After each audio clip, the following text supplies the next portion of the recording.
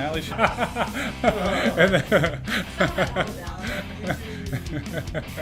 Yeah, you didn't miss a whole bunch. Well, actually, yeah, it was probably just some pretty good stories. I'm gonna let everybody else tell the stories. Oh, hey, listen, man, I'm sure, Okay, all right. Good morning, everyone. Morning. Yeah, I was about to say, that's the point of when y'all go, bye. Good morning. Yeah, liking, commenting, sharing, man. Yeah, that's the deal. Okay, good morning. Welcome to Morning Grind. So glad to be here. My name is Shannon Wheeler. I am the president of Premier Mortgage Group, and we are going to get started with 60 seconds of gratitude, and I'm going to start with Josh. Josh, what are you thankful for this morning? You can really never be too grateful for the weather out there. You know? He's not lying. He's not wrong. Yeah. Josh, what are you thankful for this morning, man? You know what I'm thankful for? I'm thankful that everybody got back safe from that trip. Yeah, that was a lot pretty... of people coming in and out of that house, and I'm glad everybody made it back safe. Yeah, it was a great time, wasn't it, man? Our fearless leader, Tommy Davidson, giving everybody a good opportunity to bond, spend some time together. It's fantastic. Ed, what are you thankful for this morning? I'm going to piggyback off of what Josh said. Yeah. Glad we all made it back safe. Yeah, absolutely. Allie, besides being glad that we all made it back safe, what are you thankful for this morning? I'm glad y'all are back so we could do more role-playing and training. There you go. Allie, Employee of the Month. Did you hear that? She's like, I'm glad everybody's back so we can do more role play and training. I like I haven't it. been here a month either. She's all into it. Right. That's it. Not friends to play with. Yeah, now that's pretty good. Employee of the Month, and I hadn't even been here a month. There you go. So, yeah, there you go.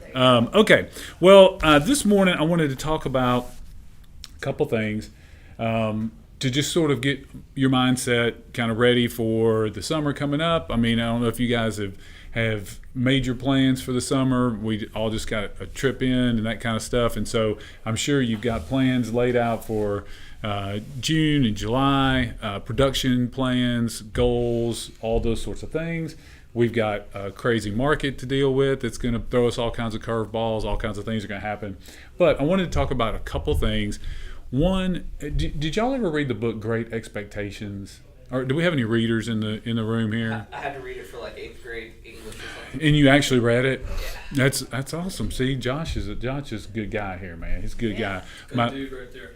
Absolutely, man. My children were really surprised to find that I've never read a full book. And this is true. Have you ever read a full book? Yeah, just Harry Potter books. All right. It took me a while. Okay. Hey, have I ever read a full book and paid attention to it all? Good. There you go. Well, so now y'all are making me feel, like I'm inadequate here. Yeah. I was like, if y'all ever read a full book and you're like, oh yeah. You get to the I was middle way and just younger give though. up on it? I would get through a certain amount of it, and then I would find the cliff notes and then do whatever I needed to do to get the score that I needed on the test. But I never really just cover to cover immersed myself in a book. And I tried, and the book that I tried was, so I was talking to my daughter, Brianna. Just took a job as an English teacher at the Webb School in Knoxville. That's why I was in Knoxville, which is a whole nother, that was a wild situation, wild couple of days. But at any rate, so I was like, Brianna, I've never completed a book all the way through. She was like, well, okay, so that's really just terrible, Dad. But anyway, she's now an English teacher. But anyway, I decided to start with one, and I started with Wuthering Heights. So under the category of books to start with, this would be like 9.5 on a scale of 10 difficulty-wise. Well, of course, I failed miserably. I didn't make it all. But I do remember some things from it, which was okay. But the reason I bring up Great Expectations this morning is because the book itself is about do you know what it's about? Do you remember what it's about?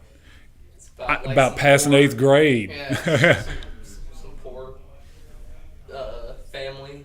Yeah. I forget what. So it's... I don't remember the whole thing. Yeah, so in essence, it's a tale of underprivileged situation, all of a sudden blessed with riches, and then enters high society. And it's actually a moral tale of how it's much more important to have consciousness and all of those things as a part of your life versus monetary gain or material gain, so on and so forth. So it's the idea that, to me, it means how you're spending your time and how you're doing all of these things is as important as what actually is happening. And so Great Expectations has a couple, like, you ever heard the expression, that's as good as found money? Yep. So why is it that if a $5 bill, when you just find it walking down the street, means one thing to you, but if you get it in your paycheck or somebody gives it to you for whatever the case may be, it means something different? Is the $5 any more or less? No, I mean, the universe just noticed that's $5 US, right? So have you ever found money? Have you ever heard that expression? Yep. It's as good as found money. I mean, what do you think that means? What do you think somebody's saying when they're talking You about don't that? feel as good about it if you didn't earn it. Money's Yeah. more. People look at Well, see, I see the opposite. Like when I found money, to me, it's not really the opposite. It's that found money to me, I'm like, man, holy moly, I must be lucky. I must be lucky. It was interesting. I never really thought about it from that perspective of because I'm with you. If I don't earn it, it doesn't feel the same as when I do earn it. But I don't ascribe that exact same thing to found money. It like literally found money. You ever found any money? How much? What's the most you ever found? I found a $20 bill on the ground before. On a 20 spot. You ever found any money? Yeah, I found weird as hell. I was walking through a field one time. Yeah. And me and my dad were walking through a field, and I looked down. There's this half of a $20 bill coming out of the ground. And I pulled it up, and it was a full $20. There you go. You ever found any money? I found me a 20 before too. Yeah. Well, who's dropping all the 20s? You know. Hey. Tommy. Hey, inflation's up. Hey, Tommy, you need to start dropping C notes. Inflation is here. You ever found any money? Okay, I have a cool story. So I found All right. like 10, but I had a family friend. It was right after my mom passed away, and he was at Firehouse Subs. He got out of the car, and there was two $50 bills on the ground next to him. He had been sitting there for like 20 minutes. Nobody came up and grabbed it, and mine and my sister's initials were on the $50 bills. No It was crazy. way. Yeah. That is the craziest I story. have it in a scrapbook now. Wow. Absolutely. So, note to self: Allie's scrapbook is worth at least $100. Yeah. I found money one time. It was in Tommy's wallet when he went to lunch. There you go. Just kidding. I don't even know if Tommy carries a wallet. He won't now with us around. But so. His car. Very good. Okay, so Great Expectations, it points to the idea that what we're doing or how we're doing what we're doing is as important as the thing that we're actually doing. So the other concept, so Great Expectations is a reference to his wealth that he was given, his great expectations, right?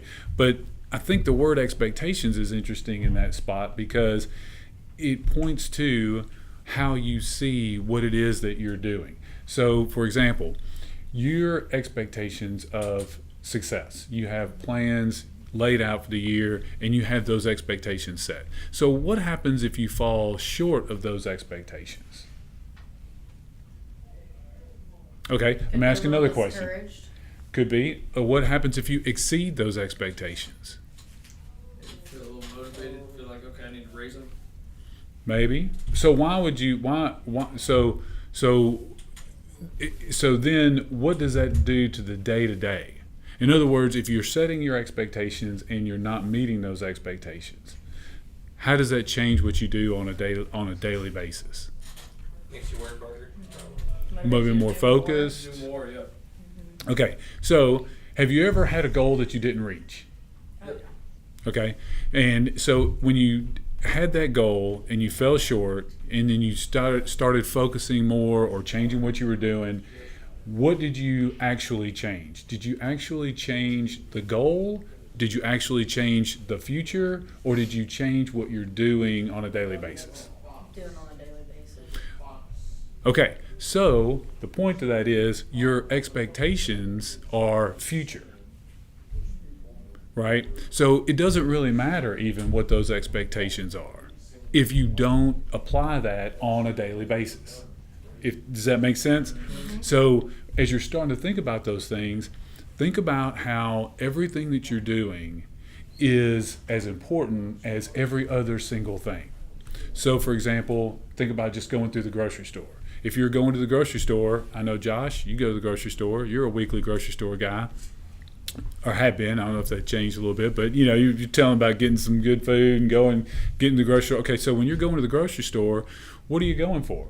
You're going to get your food and get your nourishment. Maybe you're going to have some friends over. Maybe you're going to grill out. Whatever expectations or stories or whatever it is you're telling yourself around what you're doing, going to the grocery store, just surviving, whatever it may be. I would contend that if you're going to the grocery store, and again, it's these mundane things, right? Because the mundane is only mundane if you allow it to be. Because the universe doesn't really know. The universe, the whole world at large, has no more feeling about those two $50 bills than you. Yeah. You're the one that has the story attached to those $50 bills. Those $50 bills will forever be an important part of your story, only because you made it that way. Yeah. Nobody else really cares. Those $50 bills could be sitting there. Anybody could pick them up and be like, "Oh, hey, I don't know who these people are, but I'm about to spend $100." So, Yeah. so you have to understand that is how your life is going to continue to unfold. So as you're doing all these things, you're making all these plans, and you say to yourself, you know what? I want to have some friends over, and I'm going to get some delicious steaks, and we're going to grill out and watch the game.